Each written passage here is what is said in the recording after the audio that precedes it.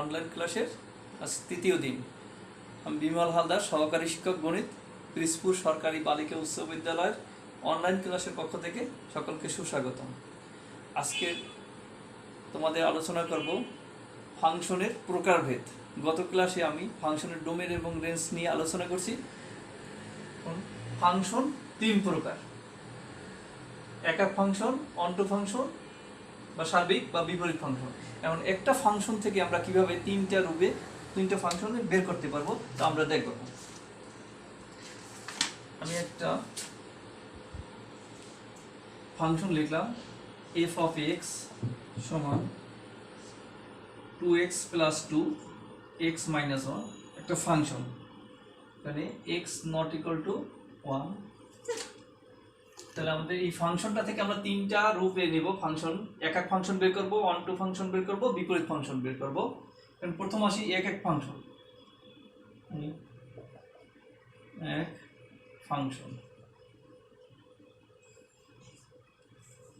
তাহলে F of X সমান twice x plus 2 আর x minus 1 এই ফাংশন। এখান থেকে একক ফাংশন বের করব। ধরি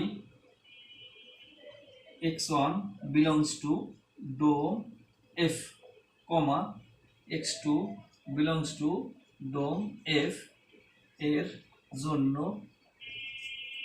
f of x1 সমান f of x2 হবে যদিও কেবল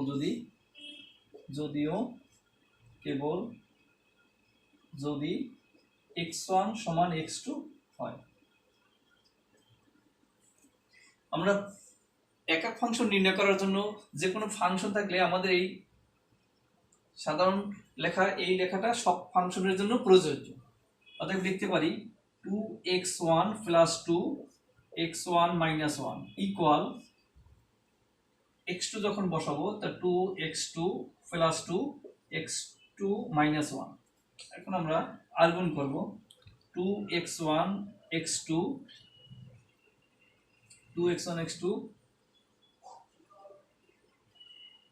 minus 2x1 plus 2x2 minus 2 equal 2x1 x2 plus 2x1 minus 2x2 minus 2।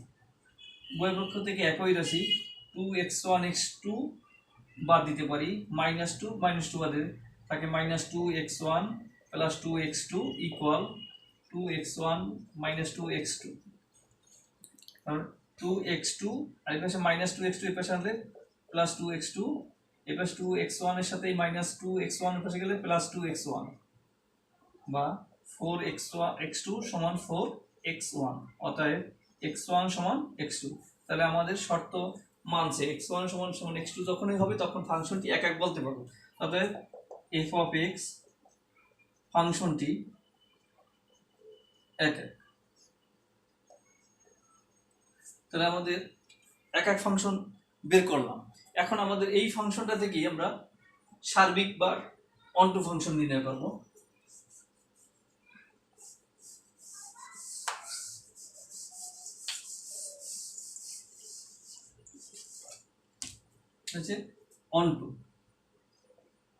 অন্টো বা সার্বিক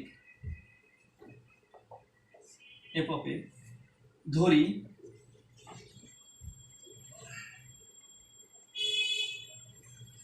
y সমান f of x সমান 2x plus 2 x minus 1 বা y সমান 2x plus 2 x minus 1।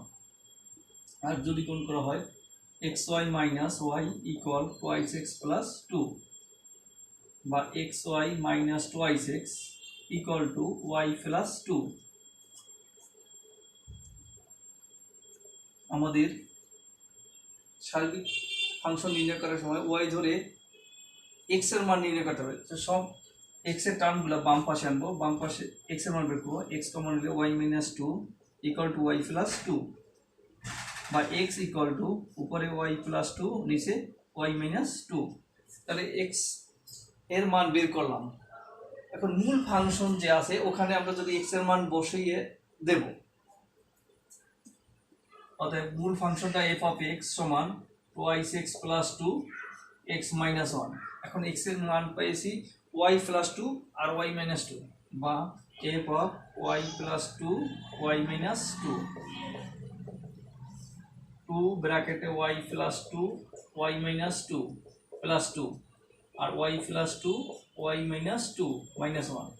কারণ লবে আমাদের লসাগু করবো ওয়াই মাইনাস টু, টু দ্বারা গুণ করে টু ওয়াই প্লাস ফোর, আর টু দ্বারা লসাগু গুণ করলে টু ওয়াই মাইনাস ফোর, হরে লসাগু ওয়াই মাইনাস টু, ওয়াই মাই প্লাস টু মাইনাস গুণ করলে মাইনাস ওয়াই প্লাস টু।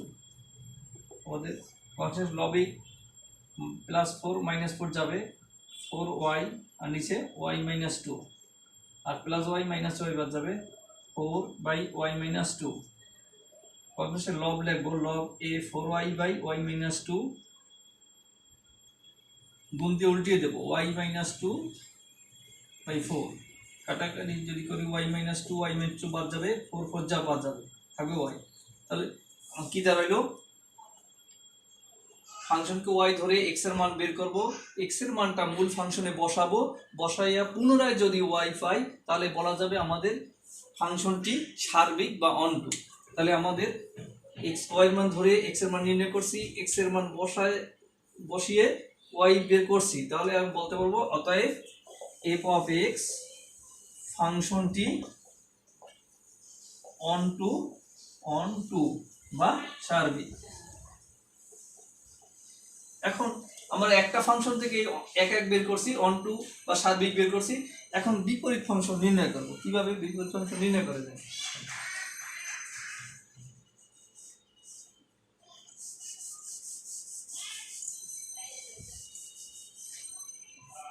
বিপরীত ফাংশন নির্ণয় করার সময় আমরা পূর্বের অনটু ফাংশনে ওয়াই ধরে এক্স এর মান নির্ণয় করছি, ঠিক তদ্রূপ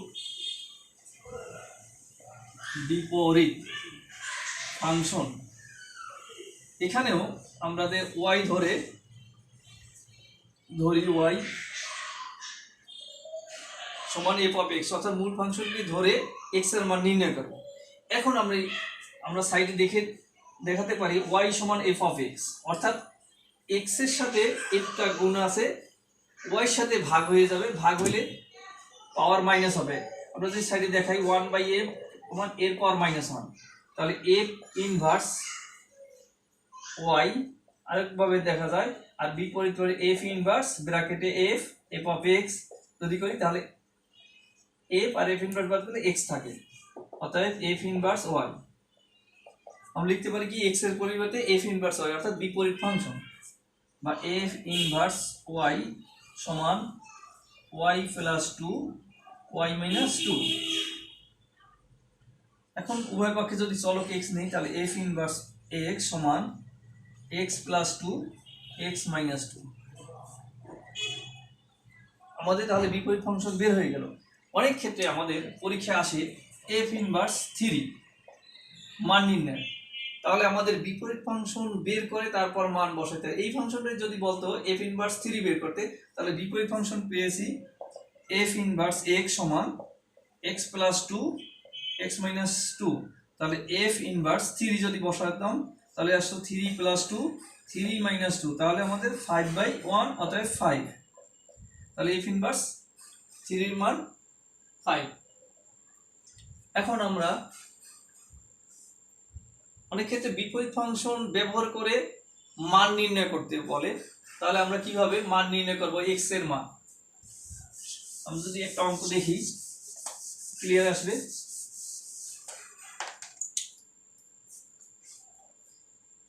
বিপরীত ফাংশন থাকবে, আমাদের মান নির্ণয় করতে বলবে।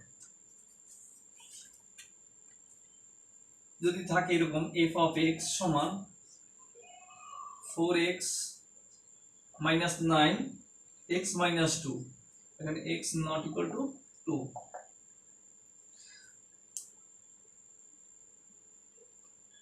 যদি এরকম থাকে 4f ইনভার্স x সমান x হলে x এর মান নির্ণয় করো,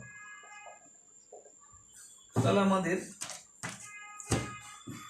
তাহলে আমাদের প্রথম বিপরীত ফাংশন বের করতে হবে, বিপরীত ফাংশন বের করে সমাধান করে আমাদের x এর মান নির্ণয় করতে হবে।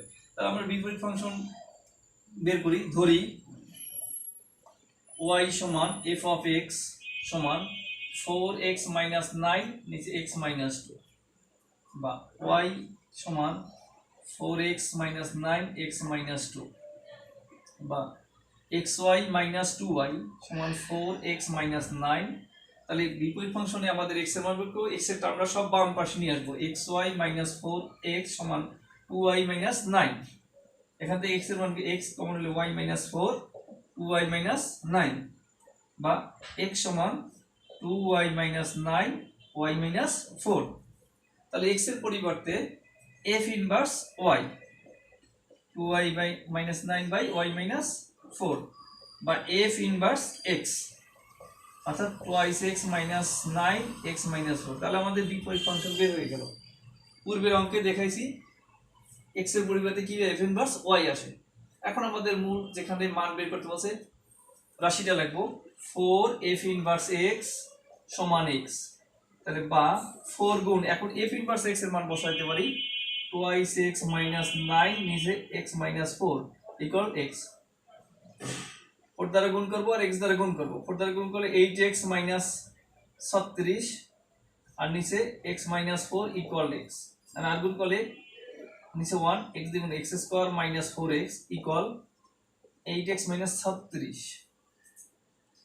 এখন আমাদের সব টার্মগুলো বাম পাশে নিয়ে যাবে, x square minus 4x minus 8x plus 36 equal 0, বা x square minus 12x plus 36 equal to 0।